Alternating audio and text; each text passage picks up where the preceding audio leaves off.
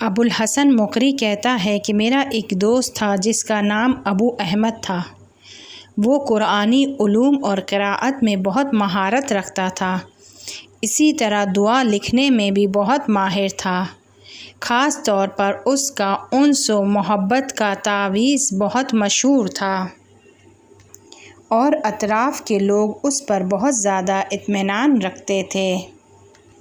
ایک دن وہ مجھ سے بیان کرتا ہے کہ ایک دن میں اپنی دکان پر بیٹھا ہوا تھا اور گاہک کا منتظر تھا کہ کوئی آئے، لیکن رات ہونے کو آ گئی تھی اور کوئی بھی نہیں آیا تھا۔ اس دن میری جیب خالی تھی۔ دکان بند کرنے کا وقت ہونے لگا اور بالکل آخری گھنٹہ تھا کہ میں نے خداوند عالم سے خلوص نیت سے دعا کی اور خداوند عالم سے عرض کیا، بار الٰہ، اپنی رحمت کے دروازوں میں سے ایک دروازہ مجھ پر کھول دے اور مجھے اپنے فضل و کرم سے روزی عطا فرما۔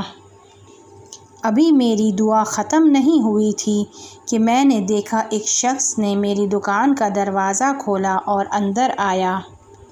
میں نے دیکھا ایک خوبصورت اور قد و قامت کا آراستہ جوان ہے اور اس نے کمال ادب کے ساتھ مجھ کو سلام کیا۔ میں نے اس سے پوچھا کہ کیوں آئے ہو؟ اس نے کہا کہ میں غلام ہوں۔ میرا ارباب اور میرے اطراف والے مجھ سے ناراض ہو گئے ہیں اور مجھے خود سے دور کر دیا ہے اور مجھ سے کہا ہے کہ جہاں جانا چاہتے ہو چلے جاؤ۔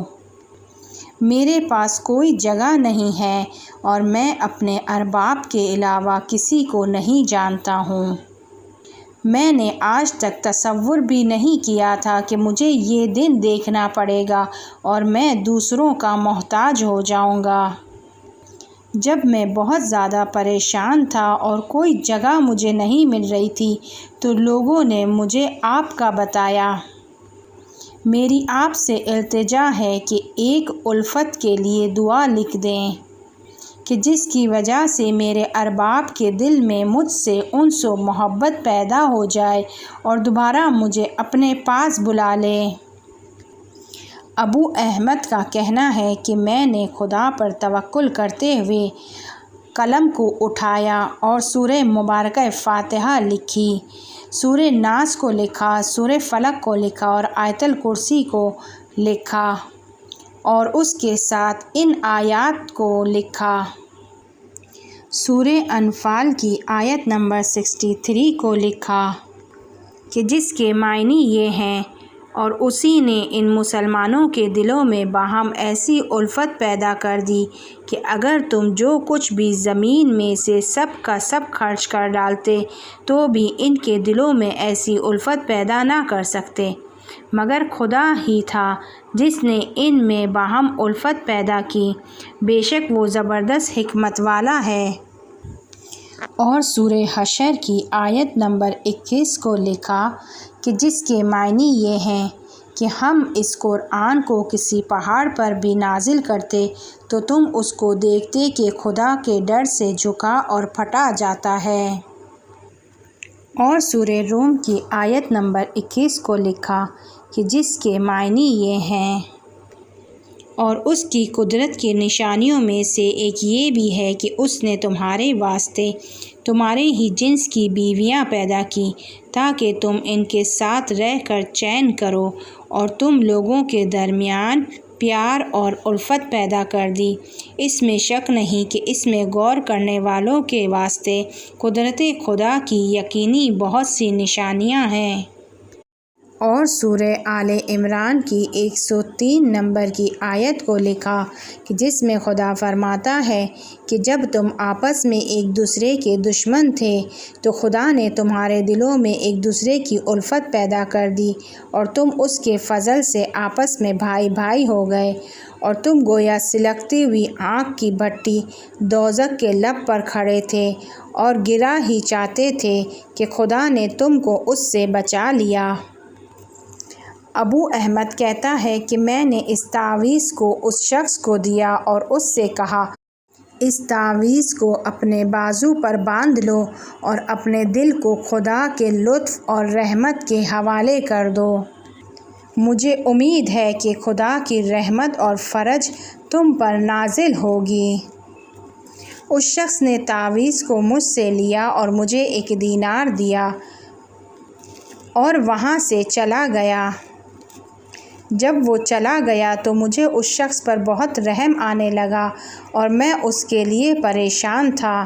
میں اٹھا اور میں نے 2 رکعت نماز پڑھی اور خضوع و خشوع کے ساتھ خداوند عالم سے درخواست کی کہ اس کی حاجت کو پورا کر دے اور اس کے کام کو آسان کر دے۔ میں نے نماز ختم کی، ابھی 2 گھنٹے نہیں گزرے تھے کہ سپہ سالار کے غلام میرے پاس آئے اور مجھ سے کہا کہ امیر تم کو بلا رہا ہے۔ میں بہت ڈر گیا تو وہ کہنے لگے ڈرو نہیں، خیر ہے۔ مجھے گدھے پر سوار کیا اور سپہ سالار کے محل کی طرف لے گئے۔ جب میں محل میں داخل ہوا تو میں نے دیکھا کہ حاکم ایک بہت بڑے تخت پر بیٹھا ہوا ہے۔ تقریباً 300 غلام اس کے پاس کھڑے ہیں۔ میں اس کی یہ ہیبت اور شکوہ دیکھ کر بہت متاثر ہوا اور چاہتا تھا کہ جھک کر زمین کو بوسہ دوں، تو اس نے کہا کہ اے شخص، یہ کام نہیں کرنا، خدا تم پر رحمت نازل کرے، ہم اس کام کو دوست نہیں رکھتے ہیں، یہ ستمکاروں کی روش ہے، سجدہ صرف خدائے متعال کے لیے جائز ہے۔ آؤ بیٹھو اور پریشان نہ ہو۔ میں بیٹھ گیا۔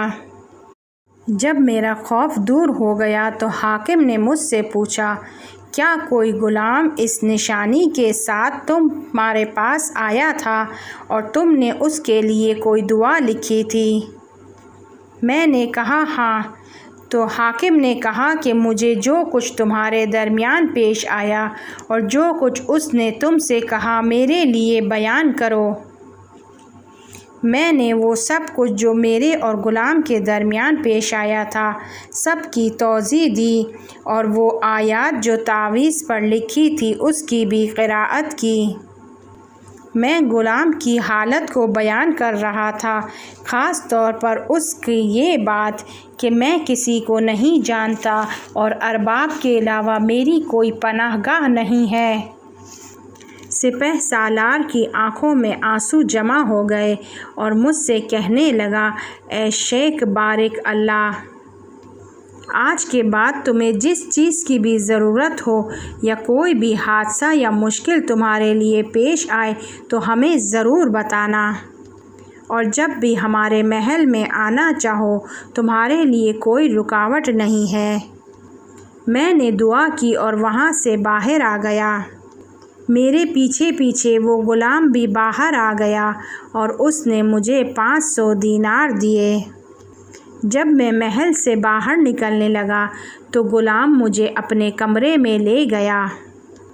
مجھے بہت زیادہ نوازنے کے بعد اس نے اپنی داستان کو اس طرح بیان کیا، جس وقت میں تم سے تعویذ لے کر تمہاری دکان سے باہر آیا تو میں متوجہ ہوا کہ حاکم کے مامور میرے پیچھے ہیں اور مجھے ڈھونڈ رہے ہیں۔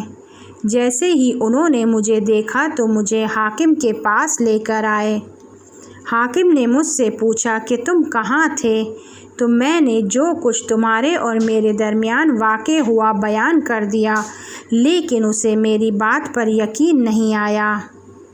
یہی وجہ تھی کہ حاکم نے تم کو بلایا، لیکن جب حقیقت اس کے لیے واضح ہو گئی تو حاکم نے مجھے اپنے پاس بلایا اور مجھے فرزند خطاب کیا اور کہا کہ خداوند عالم نے اس شیخ کی دعا کو تمہارے حق میں مستجاب کیا اور آیات الہی نے اپنا اثر دکھایا۔ آج کے بعد تم بزرگ ترین اور گرامی ترین غلاموں میں سے ہو۔ ابو احمد اس واقعے کو بیان کرنے کے بعد کہتا ہے کہ جس طریقے سے حاکم نے مجھ سے وعدہ کیا تھا میں اس کے دربار کا خاص اور گرامی ترین شخص بن گیا۔ خداوند عالم نے اس آیات شریف کی برکت سے میری زندگی سے مشکلات دور کر دی اور اس جوان کی مشکل کو بھی بہتر طریقے سے حل کر دیا۔